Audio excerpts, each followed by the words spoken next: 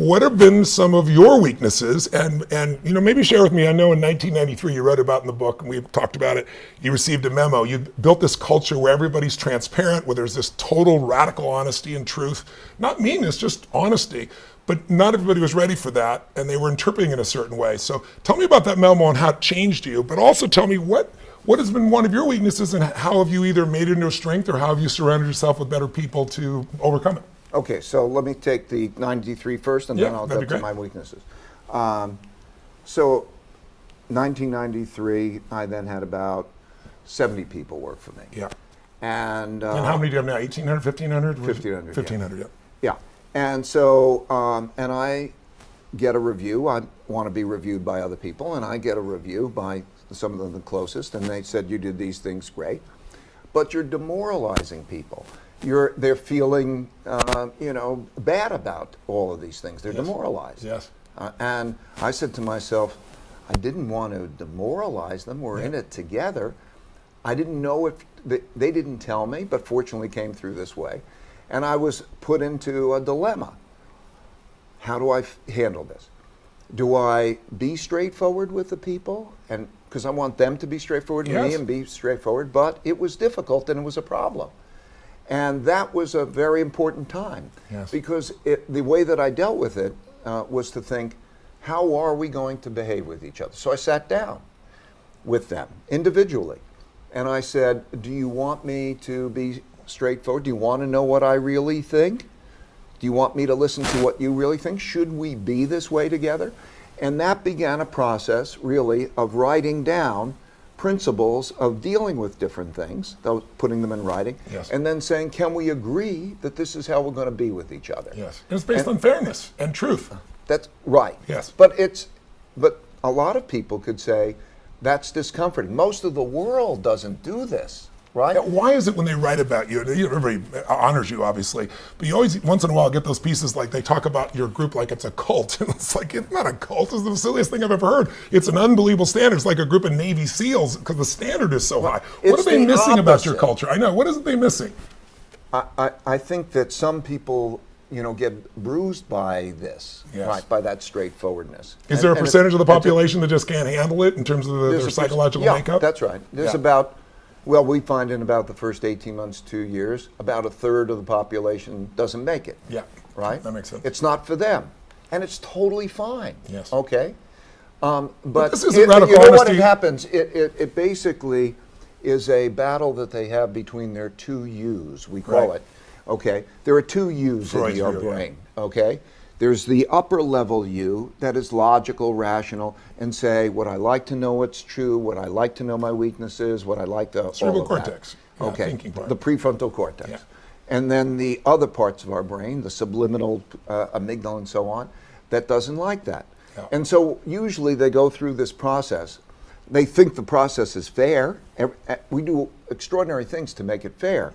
But they are really having a battle of their two yous. Yes, I get So it. that's what's going on to a large extent. Yes. And so it's a difficult environment. It's like you say, it's like an intellectual Navy SEALs, right? If you get to the other side and you get through it and you have these relationships are very important, then it's powerful. I want to describe it maybe in one long sentence, okay? It is an idea meritocracy in which the goals are to have meaningful work and meaningful relationships. Yes. And they're equally important, by the way, and they reinforce each other. So an idea meritocracy, to have meaningful work and meaningful relationships through radical truthfulness and radical transparency. Radical truthfulness means we lay on the table what we really think and we deal with it. And radical transparency gives the ability to people to see everything.